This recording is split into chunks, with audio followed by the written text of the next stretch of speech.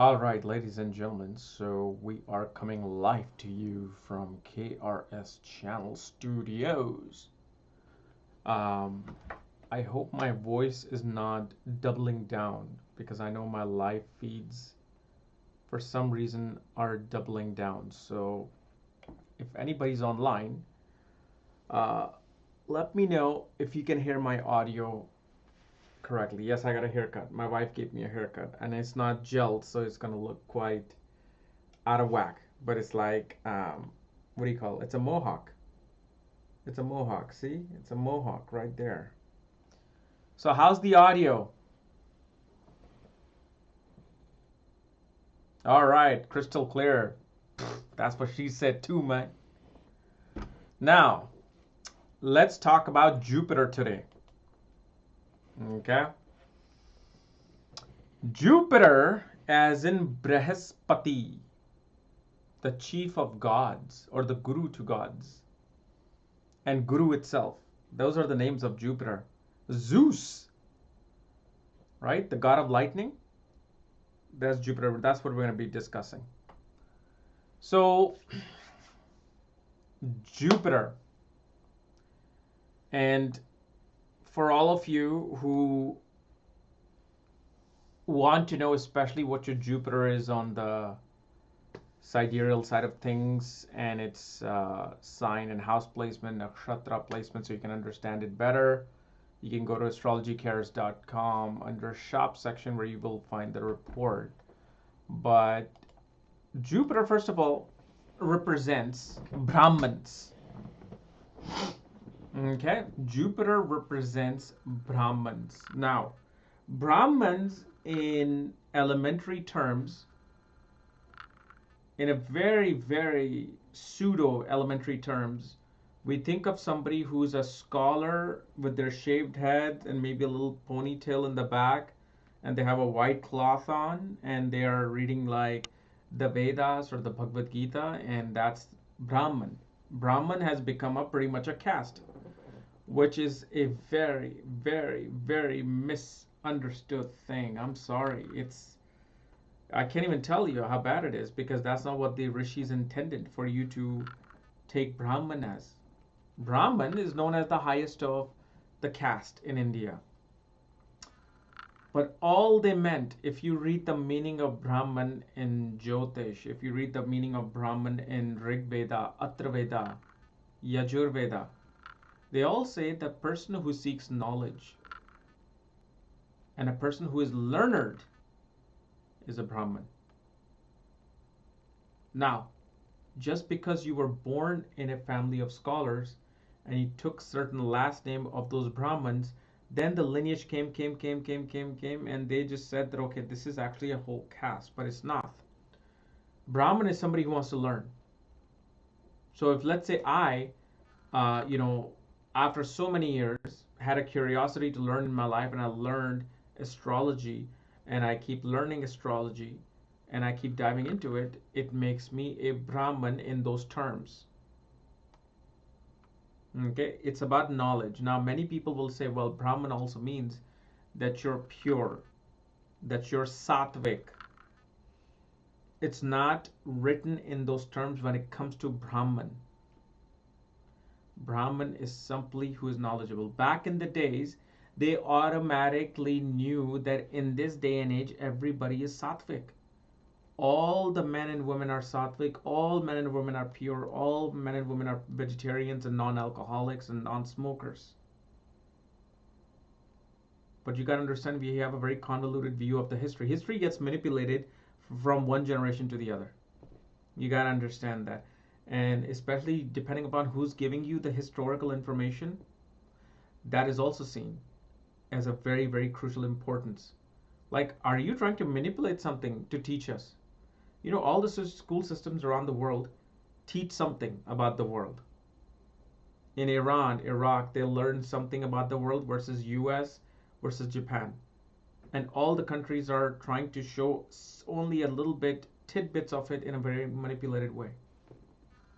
But again, I'm going out of path here. Jupiter is also a philosopher. Philosopher is a term that is used to contemplate about life and to contemplate about the existence of all living creatures, from humans to animals to insects to birds. So somebody who dwells in philosophical discussion, somebody who wants to know, okay, so what is God?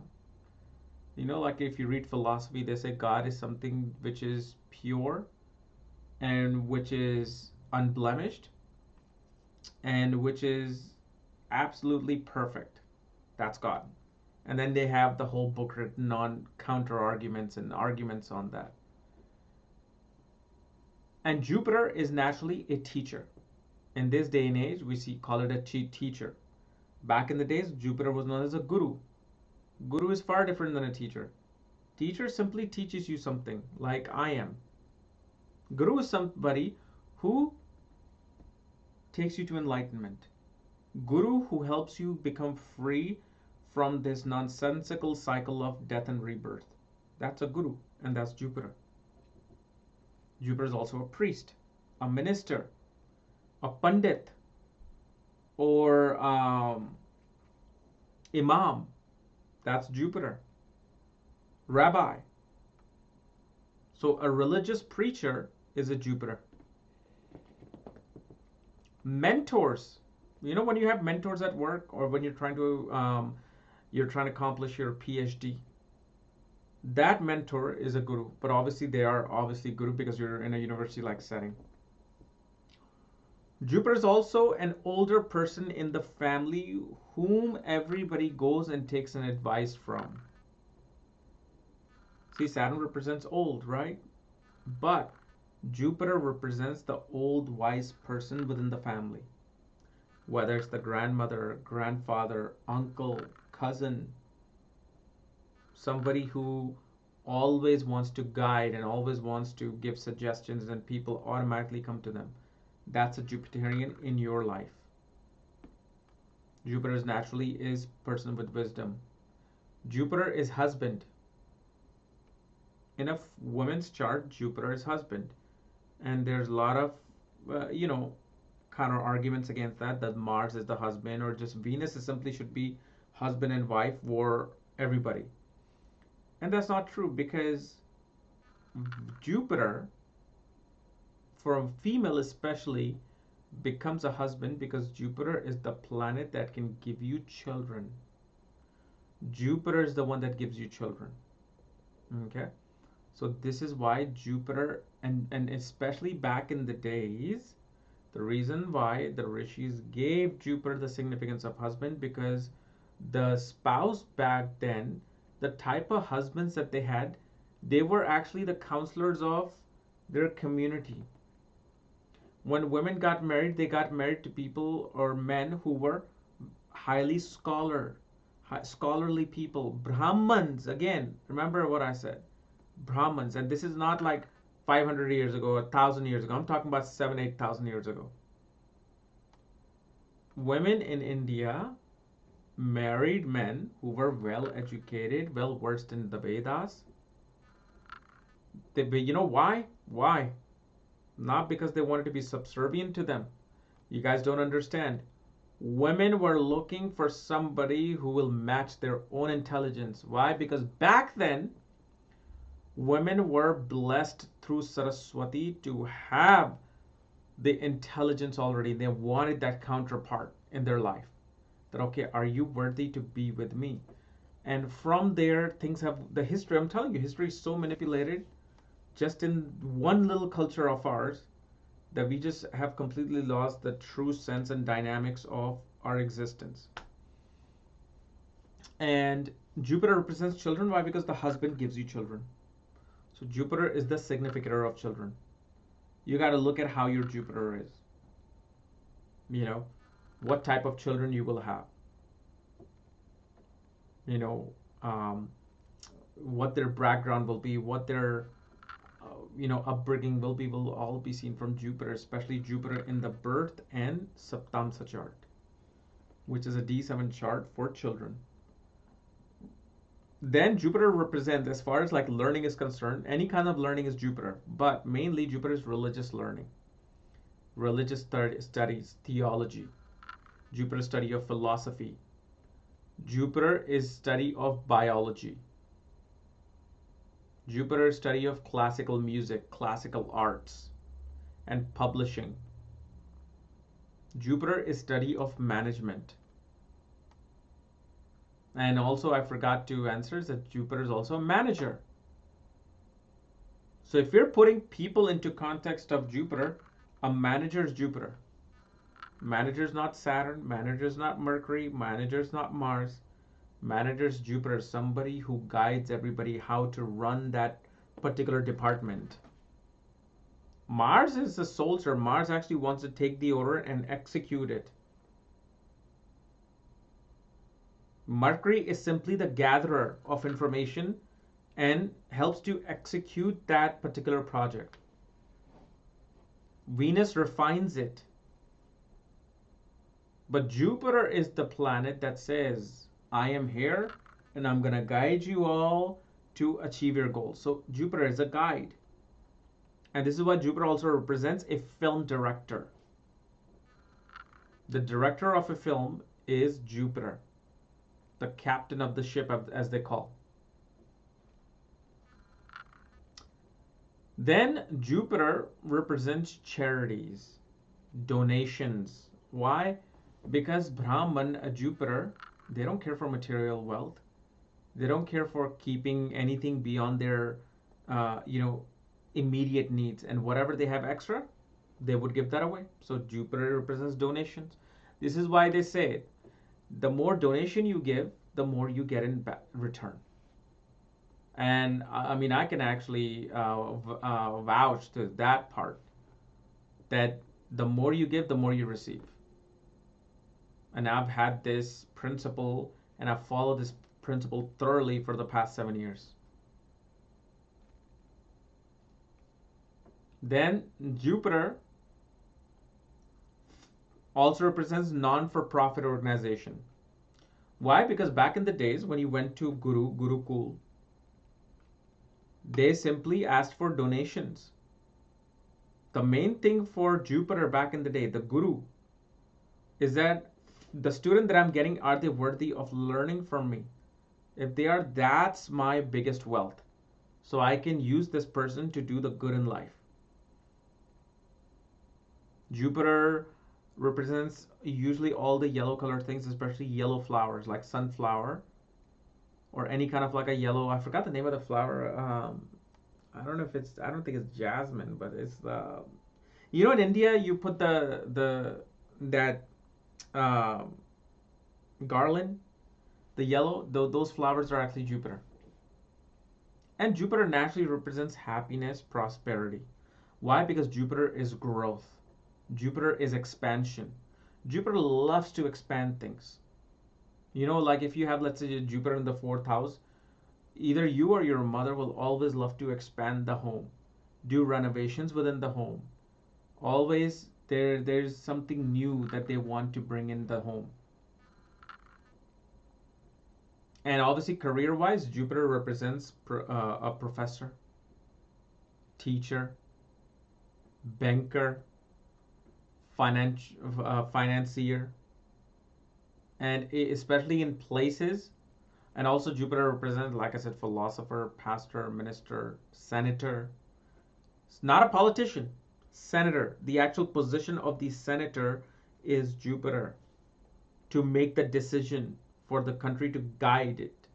Now, obviously, some countries are more monarchy than other countries, but that's what Jupiter is. Now, places-wise, it's bank, financial places, financial institutions, temples, and wedding mandap. Any wedding ceremony area is Jupiter.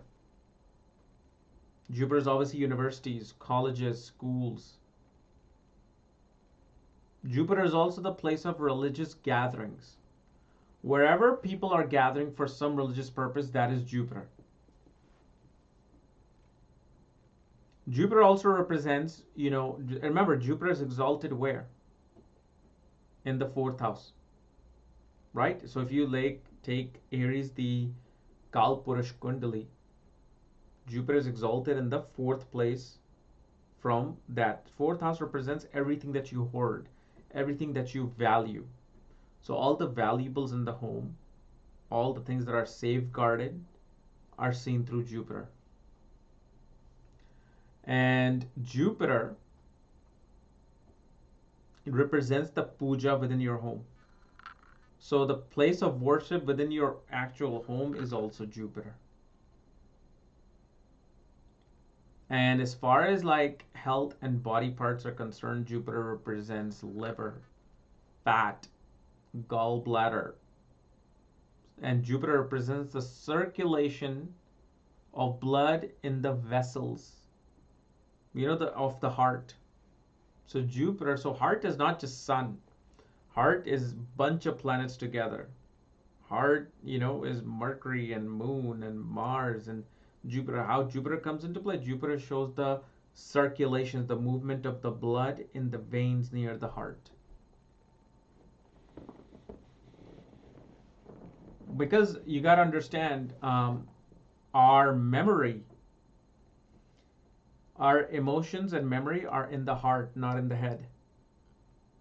And this is why, science has not even seen this. We store memory in the heart, not in the head. So when somebody breaks up with you, okay, what do you say to people? Or what do you tell that person? Oh, you broke my mind. Oh my God, how am I going to live? No, you say, God, my heart is broken. You broke my heart. Why? Because it's the heart that stores that memory of pain, that emotion of separation. This is why it's a natural saying. There's no natural saying like, oh, you damaged my mind. You hurt my mind. No, you killed my heart. That's what we say. So heart, obviously, as you know, is memory. So this is what Jupiter is in a more basic context that you will use from day to day. Now, there are like 70 other things that are not even going to be used. Now, there's a little controversy about if Jupiter rules the gold or Sun rules the gold. Okay? And what I see is that Saturn and Sun is what rules the gold. Because Saturn represents metal. And anything that is created through pressure and time, which is what? Gold, gems, ice. If you pour water, let's say if it's 0 degree outside and I pour water, the water is not going to just become snow or ice immediately. I'm going to pour the water, it's going to start freezing slowly, and then it becomes ice. It's time, you see. And gold is formed through time and pressure. So this is why Saturn and Sun is obviously, why Sun? Because Sun is the biggest gold piece that we see every day. It gives this golden hue to the planet. See, Sun, what do we see when Sun comes up? Yellowish, right? Yellow. It's actually a golden hue of the Sun. So this is why Sun represents gold. Okay. So that's Jupiter. So now, and I know last time somebody asked me with the Mars thing that, okay, so why are you again doing this? Why are you again talking about the planets that you have before?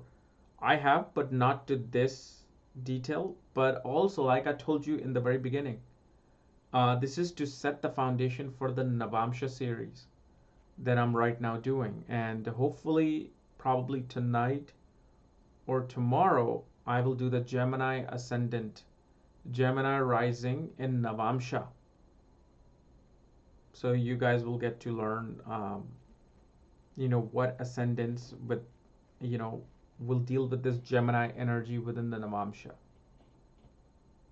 Okay, it's quite fascinating. Quite fascinating. And later down the line, I'll actually show you how to predict through Navamsha without even looking at dashas. You can predict through Navamsha without any dasha or even transits. You look at a Navamsha and you know exactly what's happening. So all those great masters, they see your chart and they're like, did you get a divorce or are you going through some issue in the marriage? They don't even glance at the dasha. They're just like looking at the chart and they're talking. So there's these techniques in the Mamsha, which once you understand all the planets and descendants, then you'll be like, okay, now it makes sense. Okay. So anyway, guys, if you're new to my channel, subscribe below. Again, if you want to know where your Jupiter's placed, all the other article details, my books, reports, consultation, my nakshatra reading. For that, check out the links in the description, astrologycareers.com. And also, I might bring a new option on my website. A new reading, but I'm just, you know how peculiar I am about the type of consultations I give to people. So I want to see if I can avoid the negativity in this consultation, but I think it might be very interesting. So I might bring it out either tonight or tomorrow if I decide to. But sometimes I do these options and I'm like, oh my God, it's nothing but negativity in this. So I want to make sure that I can do the good thing, So anyway, we'll see you later. Bye bye.